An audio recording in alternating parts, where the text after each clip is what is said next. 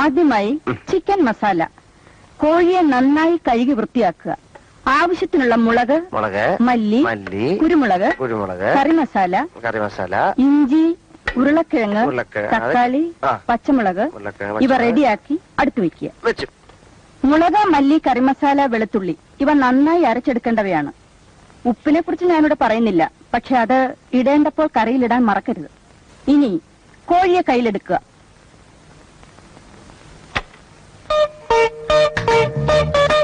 ഇനി മെല്ലെ ശ്വാസം അകത്തേക്ക് വലിക്കുക. കൈകൾ ഇരുവശത്തേക്കും അകത്തുക. ശ്വാസം മെല്ലെ വിട്ടുകൊണ്ട് പൂർവ്വസ്ഥിതിയിലേക്ക് വരിക. എന്നിട്ട് കാലുകൾ ഇരുവശത്തേക്കും അകത്തുക. കഴുത്ത് മുകളിലേക്കും വീണ്ടും താഴേക്കും കൊണ്ടുവരിക. വീണ്ടും പൂർവ്വസ്ഥിതിയിലേക്ക് വരിക.